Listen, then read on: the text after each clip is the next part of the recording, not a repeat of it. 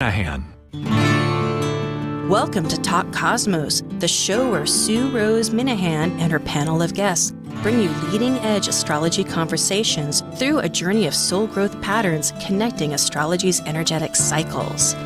Get ready to understand your path in the cosmic roots of the stars.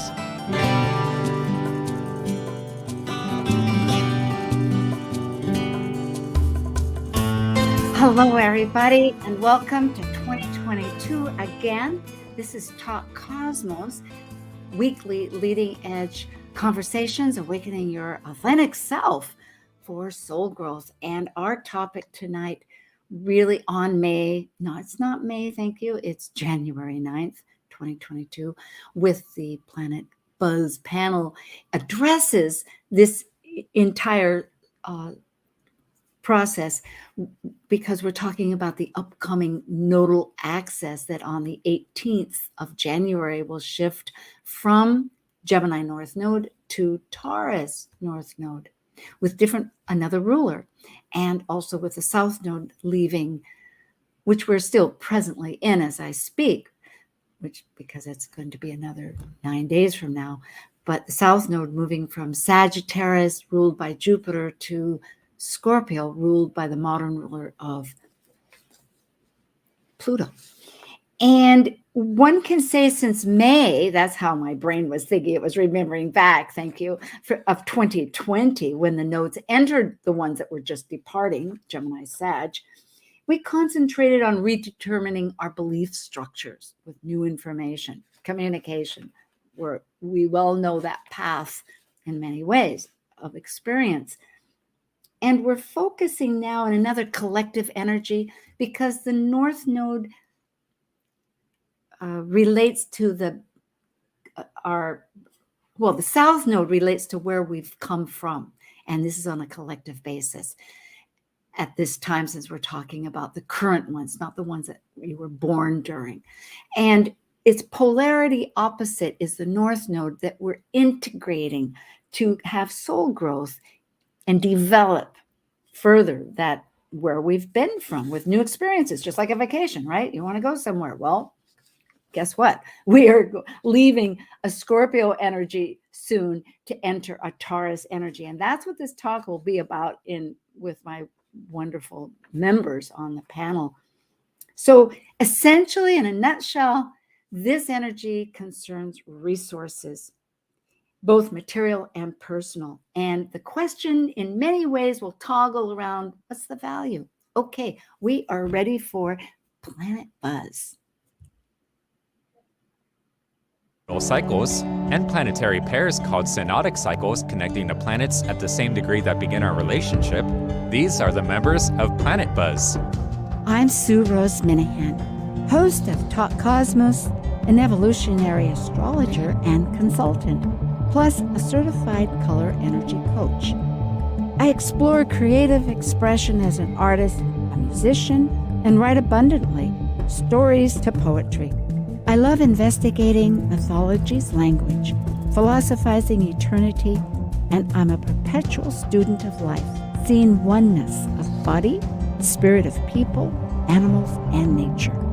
I'm Leslie Francis, author of the 2019 and 2020 Llewellyn Sun Sign books, a practicing professional astrologer intuitive, a lecturer, and host of my own podcast, Coloring Outside the Box. My lifelong search to understand what it is to be human led me to develop my own approach to astrology called purpose-centered astrology. I passionately seek to support people in their greatest act of creativity, living life, through consultations and webinars. Creator of star cards, I love talking and making people laugh. And I'm Dr. Laura Tad. I have a PhD in human science and work as a spiritually oriented psychological astrologer with people around the world. I teach and lecture on astrology both in person and remotely. I have a blog. I have written for the Mountain Astrologer, Celestial Vibes, and Tarot.com. Additionally, I am the educational coordinator for Live Life Resources, an educational nonprofit specializing in resiliency training, education, and research. And as the ancient Hermetic code reveals, as below, so above.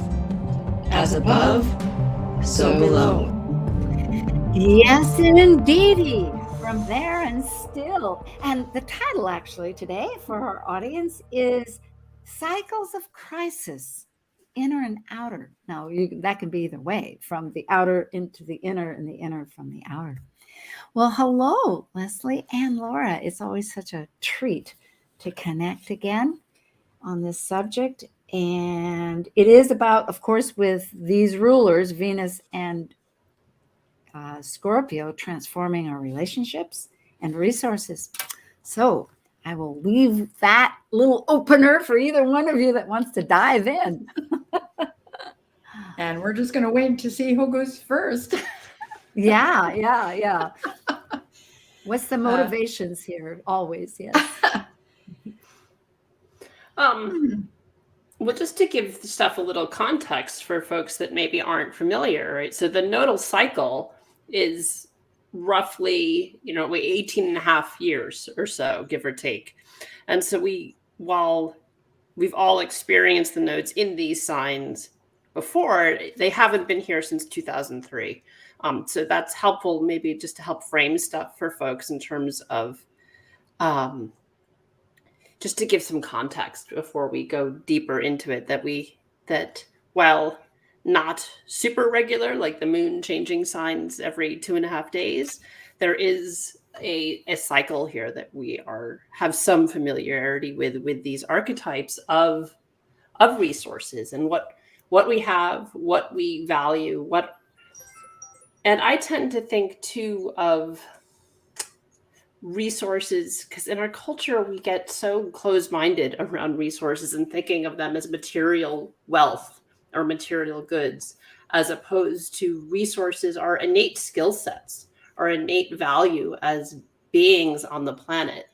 And this period of time that we'll be in for the next 18 months to be a time of reassessing what we have to bring to the table. What are our implicit resources that we have to offer the world? And what have we had that we need to let go of, right? That's part of that South Node in Taurus, of taking what we've had in the past with us forward, but also assessing what it is that we can let go of as we move ahead. South Node in Scorpio. Scorpio. Yeah, yes. That's okay. Yeah. Moving towards the Taurus. Yeah. Energy. And Leslie, you picked up on that when I had, not to leave this, but to go back to the word motivational, or not motive. Yeah, motives. Because motive and intentions, boy, I think of are huge concepts with our South Node, just that you're relating to there, Laura. Well, Yes, I think it's interesting that, I always visualize Taurus as the, the little plant in the spring. Of course, I'm talking Northern Hemisphere here, where the plant emerges from the soil and begins its growth pattern and looking for sunshine and moisture. And the interesting thing about that is there is a strong survival instinct to the sign of Taurus. And as we come out of the North Node in Gemini and move into the North Node in Taurus, I think we're being asked to take any ideas or thought processes that we've had and begin to apply them in a physical way that supports us valuing ourselves and supports, discovering new resources, perhaps within, perhaps without, because of course, Uranus is wandering around in Taurus and asking us to change a lot of how we frame the whole notion of what value is, what resources are, not just personal, not just internal, but our external, and how that manifests. I think that Uranus and Taurus is really asking us to shift our perspective to some degree inward, because I always see the outer planets as an invitation to go within. Exactly. It is so true. When the values, Taurus is a yin sign. It's a receptive sign too. And Venus is our desires, but it's that feeling. Anyway, it's very connected, all of that, to the personal realm. And, I love this because if we're talking about power and empowerment, which has a lot to do with a Scorpio of exchanging resources, one needs to have their own self rooted in their own authenticity, which of course relates to Uranus also. I mean, there's many aspects here that are driving in this need to get real. It's funny because I've been thinking a lot about the word authenticity lately, and I think we run into some major problems if we decide that in the past we weren't authentic. Perhaps, we're redefining what our authenticity is. We're stripping away, which Uranus likes to just, if you're not ready to let go of the dead wood, it's going to make you at least have a look at it, whether, you, as we well know, transits and progressions are invitations, especially if you're talking about internal growth. Yeah. As the North Node moves into Taurus, Venus is retrograde. So that's highly significant, connected to Pluto, which is the ruler of the South Node.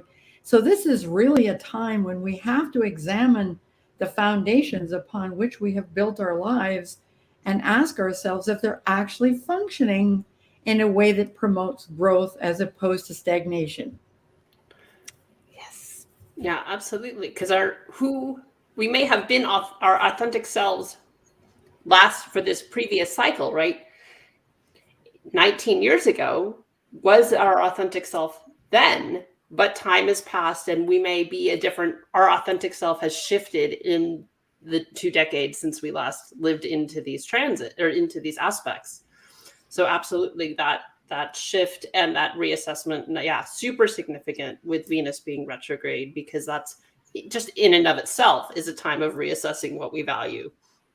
And then that just gets turned up to 11 with these nodal shifts of no, not like a little whisper that we get sometimes, right? I mean, I always tell clients, the gods get louder, we don't listen, right? Well, I do think it's between the energy of Pluto in the last couple of years and Uranus just moving into Taurus with the North Node in Taurus, it's as you said, Laura, this is a moment of truth. That's why we called it in the title of our show today, a crisis, because it is a crisis. And I know people don't really want to hear that word because the last couple of years have, it's like, do we have to have more crisis? Could we opt out? Is it? Yeah. Well, we can. And that's a beautiful part in a sense. I mean, the external is that whole relationship between internal and the manifesting of the external and the perception. If nothing else, we're learning now our perceptions can change and they really develop how we see things. Half full glass, half empty glass. I mean, it's just one simple illustration.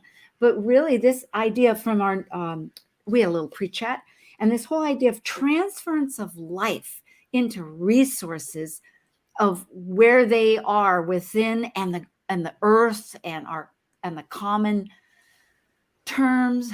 It's a big platform. Well, and I think maybe part of that too is even changing our relationship with the concept of crisis.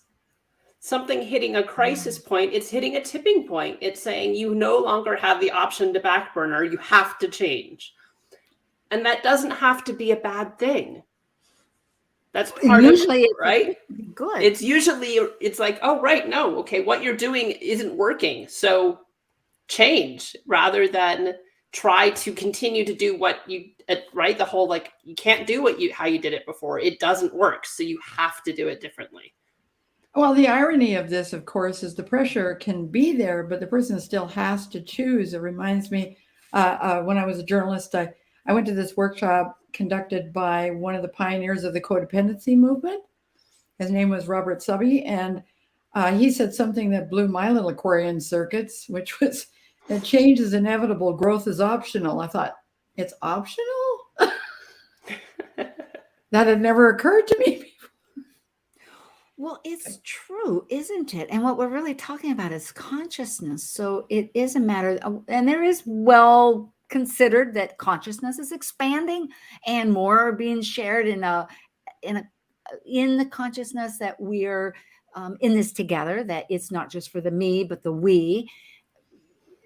But which means that with that collaboration or cooperation is just that, it's give and take a little. And so it is rather, it's a good option, but yes, it's interesting.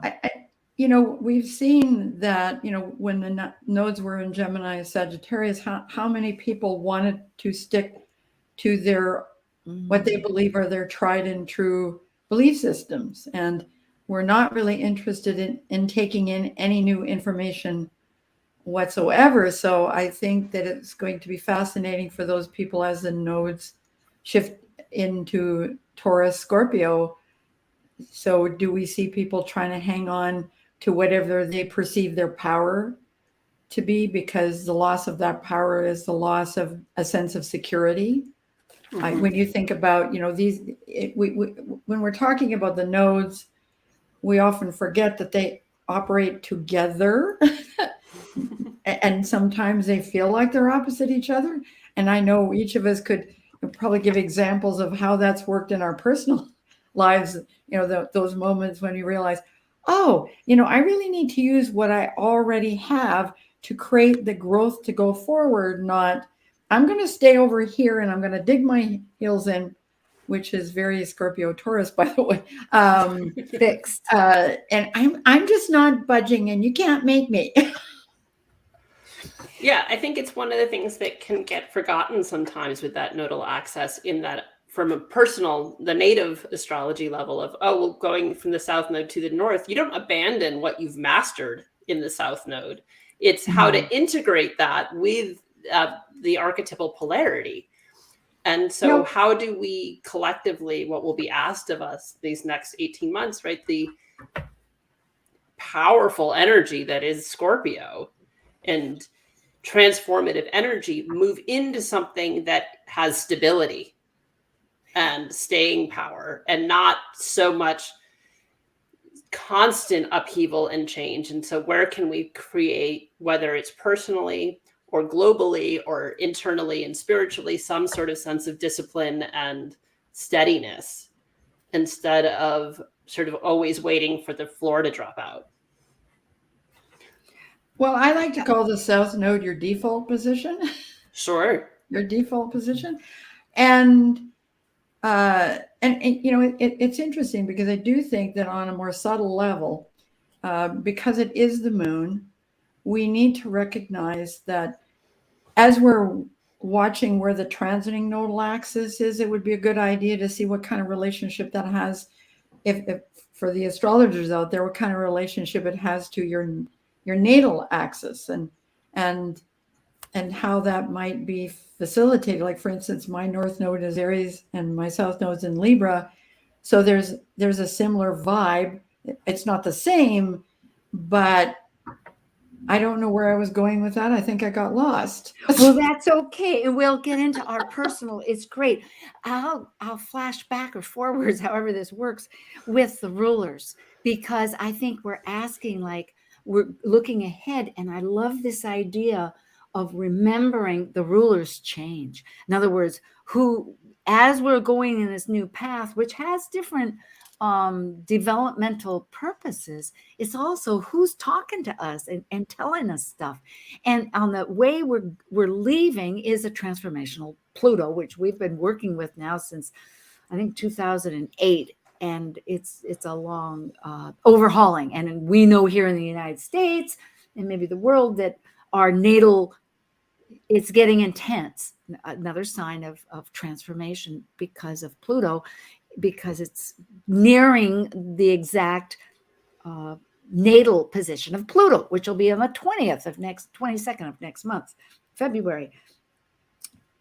But the point being, in transformation, there's so many ways and how, but here we have what we're heading towards is Venus, which is very different from Mercury. Mercury communicates. Mercury has rules two different signs that are still in the thinking process, even though it is a psychopomp and goes into the underground. But Venus is Taurus, which is visceral. It's the body. It's form, with spirit in the form, along with the relationships. So yeah, I think the path of creating it is going to be like through our senses, through our food, through listening to our bodies. Oh boy, earth, food. Yeah, please. Relationships. Yeah, well, and I mean, I think it's significant too that for this particular switch that we have the rulers of the nodes relatively close to each other. And then, even once they're not in direct conjunction or aspect, they're in the same sign as each other through till March. Yeah. Right, when Venus finally gets out of Capricorn. So we have the rulers of these nodes doing this conjunction dance with each other for the first few months of the year. And I think it really just amplifies those archetypes of transforming what we value or how we assess value. And that can be at the physical, our bodies. How do we value? If our bodies are a temple, how well do we adorn that? How well do we honor that or not? Right? And what needs to be reassessed or transformed that supports us in doing so? Well, I do think we also need to remember that Mars eventually moves into Capricorn and forms a conjunction with both as the traditional ruler of the South Node. So they're all going to be together in Capricorn.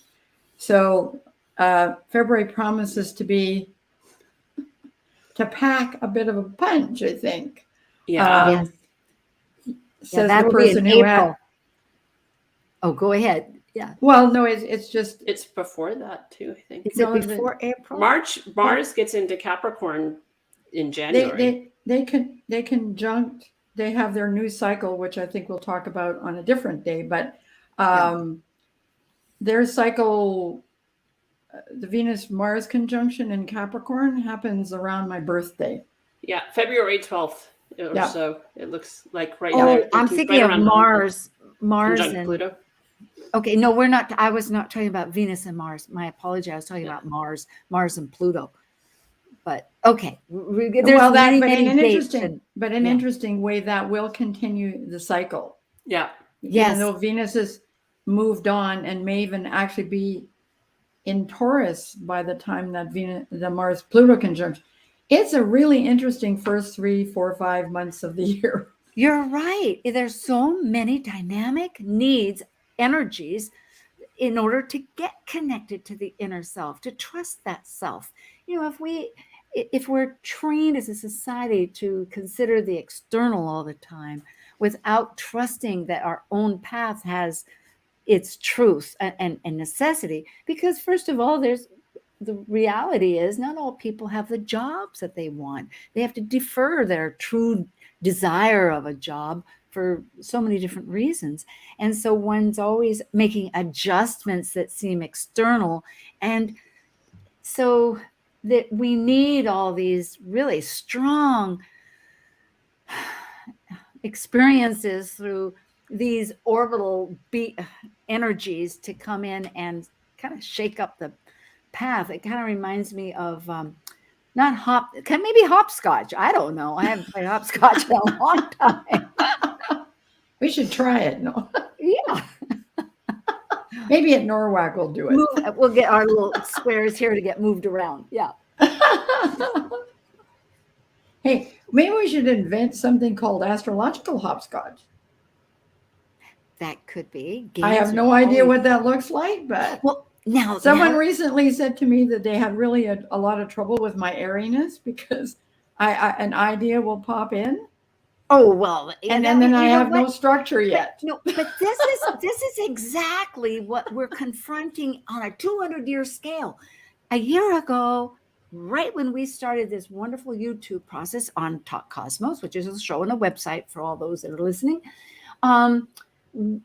the conjunction, the great conjunction, became the grand conjunction with Jupiter and Saturn entering Aquarius, which is an air sign. So for 200 years, these social planets that kind of construct how our society is going every 20 years is going to be an air field instead of the earth. Well, the three of us were in this little homemade book club where we were reading Hermetica by Gary Caton, and I did read it, which is still quite a process to interpret and to apply, as we all realized, and we're in the middle of it. But the point that registered with me, because I am a Gemini with my final dispositor in Gemini, Mercury, that's retrograde.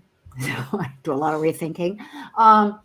The point is that there's this alchemy idea that goes way back. There was like in the Middle Ages, a lot of alchemy. And besides that, way back in the ancient times, we're trying to make gold and whatnot. But it's an energetic alchemy. And the idea that opposites really can't have a good integration unless they can align themselves with something on the side. And I'm saying it abstractly that way. But take air and earth because in this criticism that was mentioned to you, these air ideas, which I think is great, the brainstorming, we have to elaborate and think of all the possibilities. That's Jupiter right now in Pisces. There's no barriers. It's just let the pump out, or pump it, Thank you. But the problem is that for some folks that are accustomed to always having a form, and seeing a template, how this is going to be, instead of from the creation process, how it's going to happen. But that is creation. Creation is not knowing the form necessarily. Exactly. Yeah. So I think we're on cue, and we just need to get, I don't know, our armor, or just remember, go back to the self, a good example, and say, yeah, these are the other person. That's the baggage of our society right now, and we're dealing with it. Well, we've been notified a little time for a break, and I am with Leslie Francis and Dr. Laura Tad, and this is Planet Buzz, and we're talking about the new nodes, crisis cycles, inner and outer. We'll be right back. Thank you.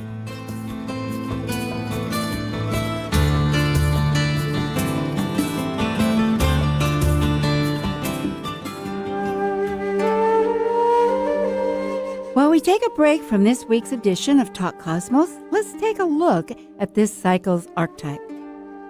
We are currently in the yin period of Capricorn, ruled by Saturn, the furthest visible planet by the eye. By leaving a cycle based on meaningfulness and truth, Capricorn's energy establishes social boundaries in a structure incorporating rules, authority, and ethics. As a cardinal earth sign depicted by a sea goat climbing from the sea up to the top of a mountain, Capricorn overcomes fears through goals and ambitions to achieve mastery. Have you ever wished that you had a manual for your life? Begin the 2022 new year by learning vibrational astrology, which opens up the intricate tapestry of planetary vibrations that we experience in our charts and in our lives, and provides evidence-based insights. Whether you know the basics of astrology or have years of professional consultations, vibrational astrology brings a greater understanding of life, how to grow and develop personally, and how we might be more effective interacting with the world. Begin this journey in 2022 and join a new set of classes starting January 8th, or put your name on the list of classes in May of 2022. Taught by vibrational astrology expert Linda Berry, alongside the Vibrational Research Group moderator and a co-author with Vibrational Astrology's founder David Cochran, Linda Berry also created an add-on for David Cochran's exceptional Sirius and Kepler astrological software. To become involved, connect with Linda Berry at her website, astrosleuth.org, or email linda@astrologicaldepth.com for an opportunity to learn the manual for your life. Talk Cosmos brings you leading-edge astrological conversations with hour-long programs each week on KKNW. The show goes live every Sunday from 1 to 2 p.m. Pacific. Talk Cosmos weekly programs are also available to watch live on Facebook and YouTube, along with daily chats throughout the week on the Talk Cosmos YouTube channel. While you're there, make sure you click like and subscribe buttons so you can get the full Talk Cosmos experience. Or, if you'd rather listen to the show archives with audio only, the entire podcast collection since 2018 is available on most podcast carriers. So, grab your coffee, tea, or kombucha and enjoy the show. Salutations from space. This is Storyteller Gemini Brett, and you're listening to Talk Cosmos on Alternative Talk 1150 AM, where we peek through the veil at astrology's ancient archetypes. Like us on Facebook, facebook.com/1150kknw. Well, welcome back. This is Talk Cosmos. We're a radio, all through radio, a YouTube, a podcast, and there's a website. You can check that out and find out all about my wonderful guests and what we're doing. And I welcome everybody. I'm so glad to still be on the air. We're finishing up our 4th year and always coming up with some changes. Kind of the times of the times. I mean, whatever. That didn't make sense. But right now we're talking about new times, right? And there's so many takeaway thoughts here that maybe we've mentioned and maybe we haven't, and some good questions. I know, Leslie, you have that wonderful out of the box monthly or weekly. You do it periodically. Whenever. It's a whenever podcast. and there's a question there that we can talk about. And then, of course, we can come, if we have the courage here, talk about how it's happening in our personal lives. But some of these takeaway ideas here that were from notes is like things to replace, but not life. But we're breaking down what we value. That's Uranus really happening, along with there's all those outer planets are doing it. I'm not doing it. No, we're responding with the energies, right? As above, so below, so above. Because Uranus is in sudden breaking up the order, breaking up the rhythm.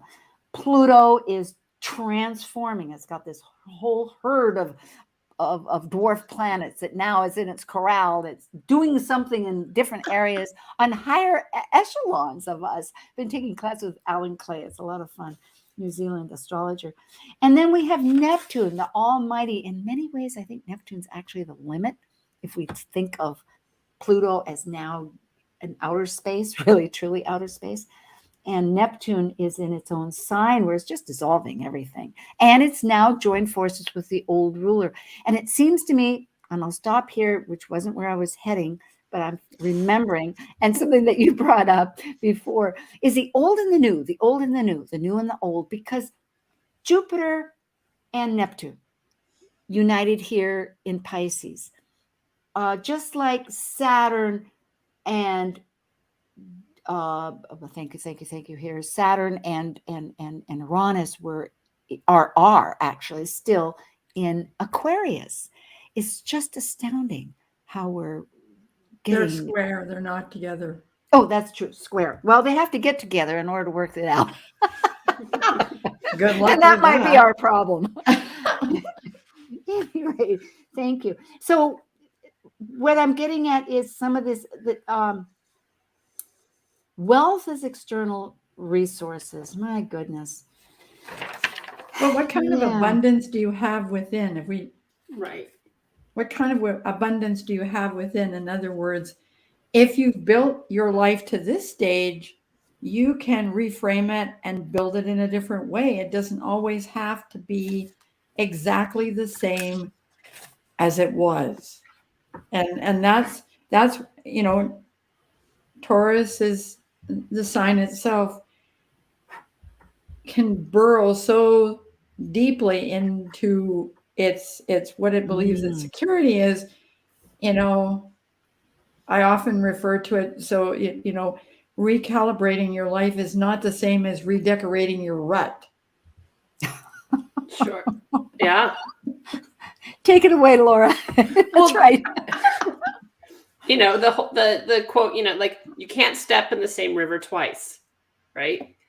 That's like, so yeah, what you have. Okay. But yeah, that idea of like change is inevitable. And it's how we all sort of look at astrology, right? The transits are happening, but the free will of us as humans is how do we choose to respond to the constant change?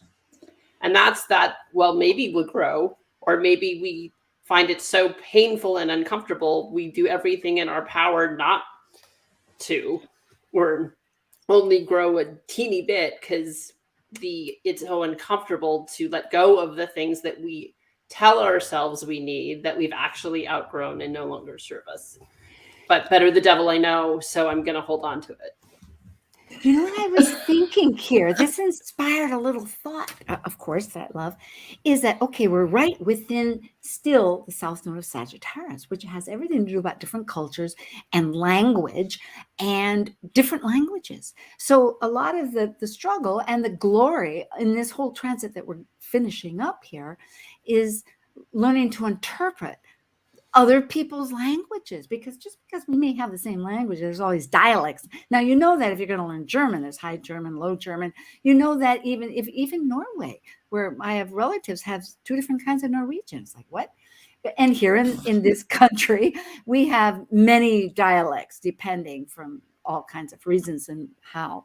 So what I'm getting at is that this idea of trying to understand the one advantage of Mercury, I'll back up, is that it does speak in the grammar that we're used to. I mean, it uses the same letter structure that we're used to, right? It's words and things.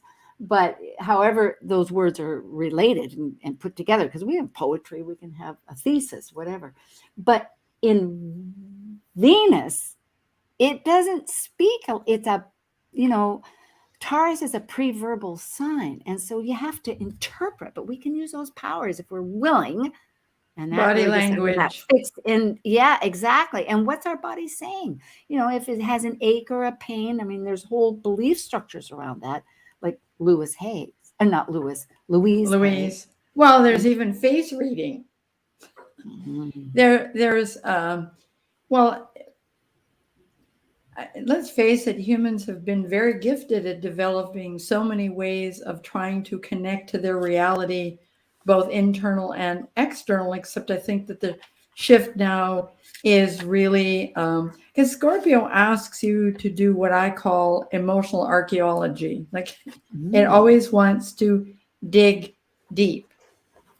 And so when the South Node is in Scorpio, what deep inner resources do you bring to the table so that you can actually transform your life? So the nodal shift actually will support that Uranus and Taurus transit.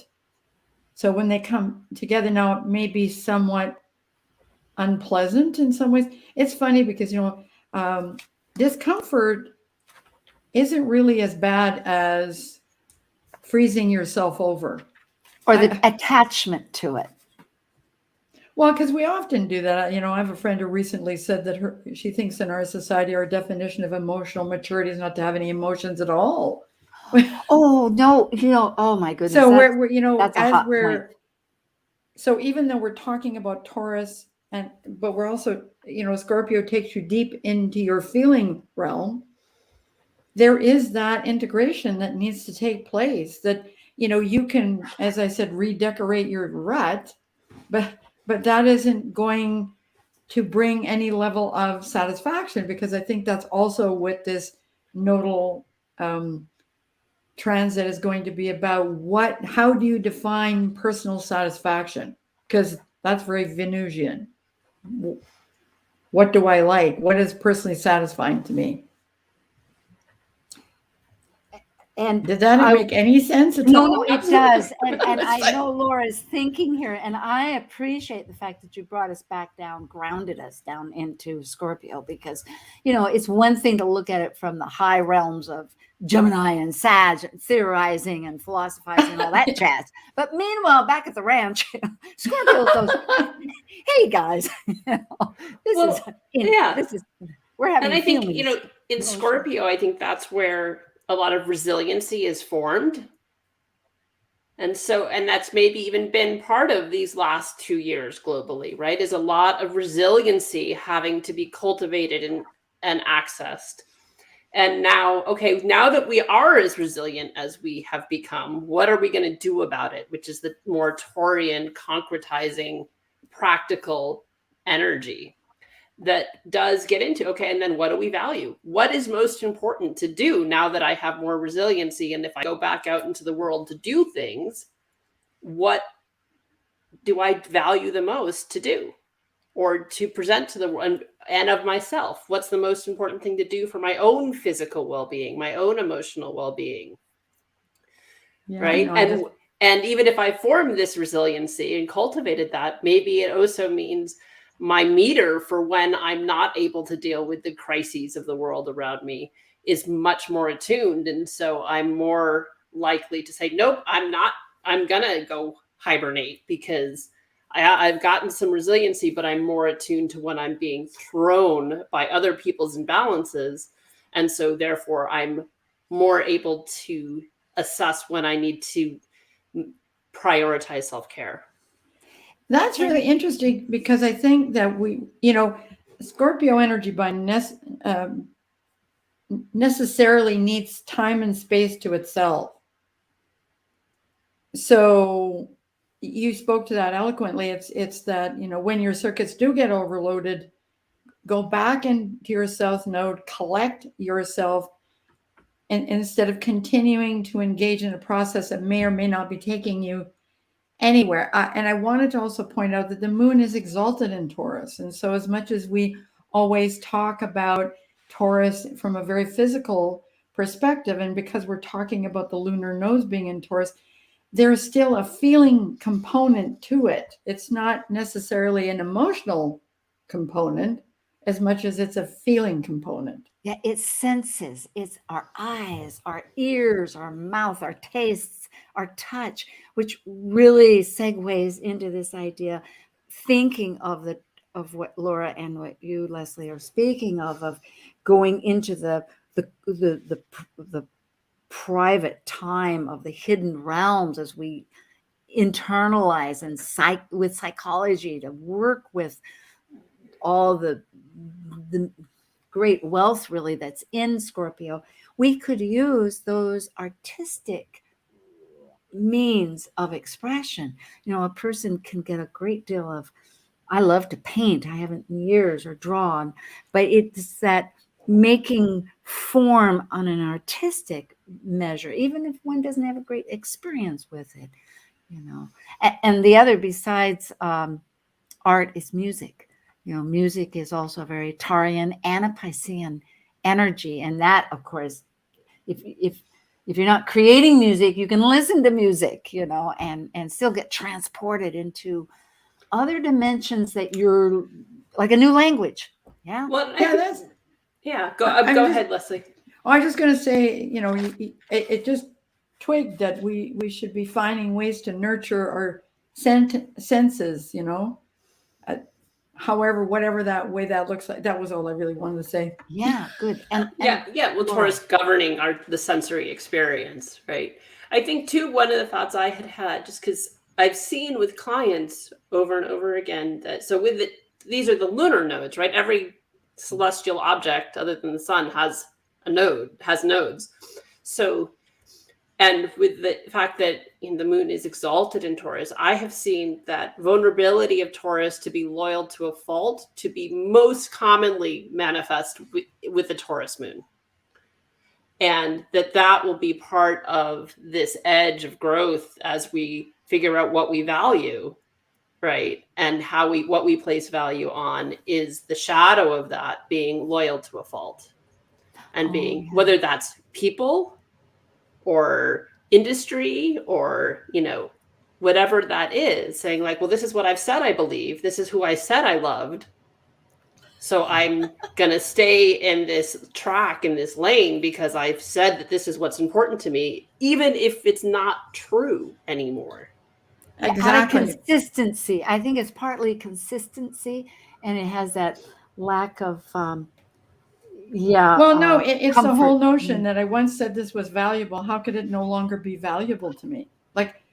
Well, and that's always, the thing that gets them stuck. Plus they're, people call them stubborn. I just say they're persevering. And so they just can't, they have a difficult time understanding that they should let go of something if it's not working, because their attitude is, well, if I just keep working hard enough at it, it will work. True. Yeah, Yeah. it is one of those earth signs that gets connected archetypally with second house and sixth house of daily application. And yeah, exactly, for 12th. Nurturing. I love that idea, though. I really think, and we didn't bring up the chart, interestingly, here, and that's okay. But Well, we have time if you want to look at it. well, we will. It's just that I think Nathan was going to. Oh, Oh, we lost Sue. Okay. Well, I guess we're just going to keep talking. So what should we welcome to Venus retrograde. Well, and Mercury's going retrograde soon too. I don't remember. In a matter of days, yeah. But yeah, I think just what do you want to talk about where it is in your chart where this? Sure. Yeah, maybe that's what we do while she gets back on. I mean, for me, it's my flip nodes, right? So I don't get it for about a year, but I'll have a nodal opposition because my nodes are 10, so it's a ways off before they get there. So it'll be when they change. They're not changing houses when they change signs yet for me, but so 11th or 12th and 6th when it changes signs, then eventually it'll get into my 11th and 5th as part of their cycle. And so I think for me, more than the house placement, what becomes more significant is that even just by sign, it's the opposite of what I was born with. And the signs of these nodes just happen to be hugely dominant in my family. So there's layers of, I have the opposite nodes of my dad. So my dad's going to have a nodal return. I'm having a nodal opposition. My stepmom and I have the same nodes. My grandfather and I had the same nodes. My father has his mother's nodes, right? So it's just all over my family. So I think that will be part of it. It's hard to separate the fact that I know that that's this family karma that we all carry, that there will be something collectively, I would imagine, that's not just, individually, okay, my aspirations and, creativity are going through some big soul karmic shifting when they get into the same houses as my natal nodes. But the fact that it's also family members, that it's going to be tied to that for sure. It's hard to imagine it is going to be separate in any way. That's sort of what we value as family. And where you fit. And where we fit. And maybe a funny, weird manifestation of it is my dad, because he lives in Europe. It's usually cheaper custom-wise for him to have stuff sent to me, and then I send it to him because I can send it as a gift, right? And so that's going on right now. So in terms of value and money and well, it's interesting because mine don't actually change houses either. They just wandered into my 10th house maybe 3-4 months ago. I can't remember. And now, I have Taurus Scorpio intercepted in my chart. So that's, it seems to be continuing a pattern that was established by other things in my chart, but more excavation of family stuff, looking at ancestral stuff, but also maybe taking some time out from outer activity to actually do some writing on my own without it having reference to other people and other processes. Just talking about that, it moving into Taurus, like the North Node in Gemini can really get you into a lot of trouble, especially if you're an air sign like me, because then you and I've got Mercury in Aquarius, so I can do this and I can do this and I can do this, and then I had an event last month that made me realize I wasn't at all connected to what my body was telling me, that I was so in my mind that I forgot to check in and see how much energy I actually had to accomplish the 99 things I'd committed myself to, most of which were not about me.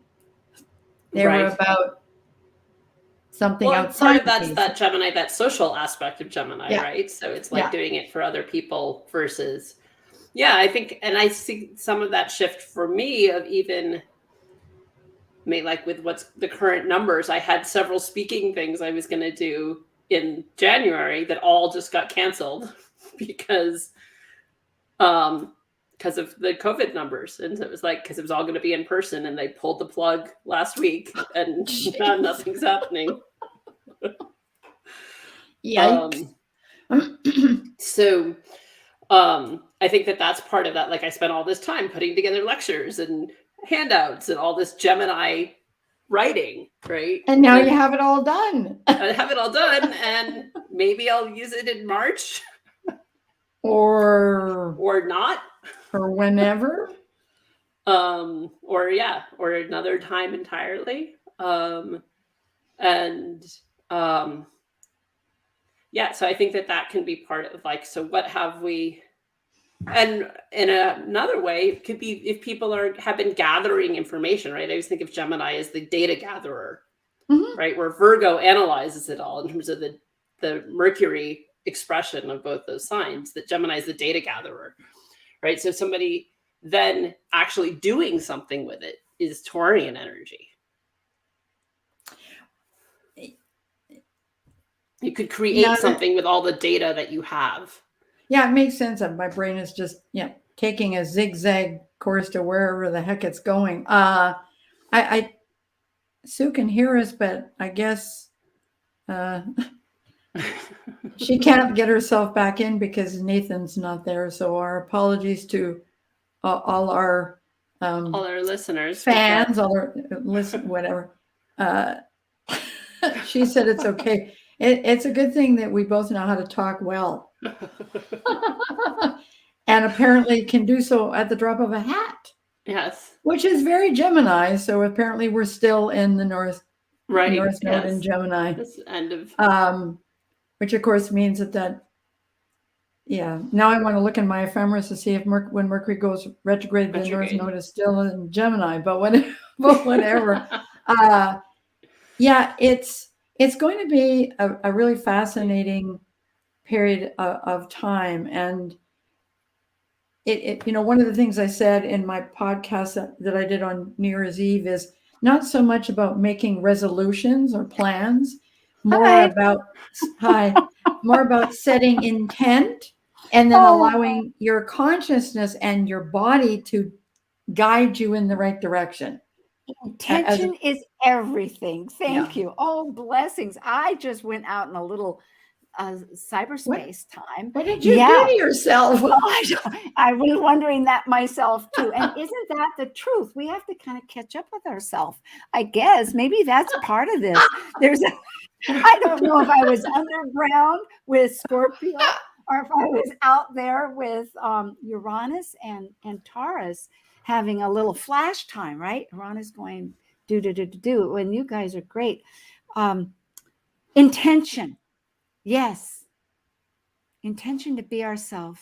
Intention to connect. Well, and I think we always are, right? I always think of in the movie I Heart Huckabees, one of the scenes, right? And it's all about existential psychology, basically, in part.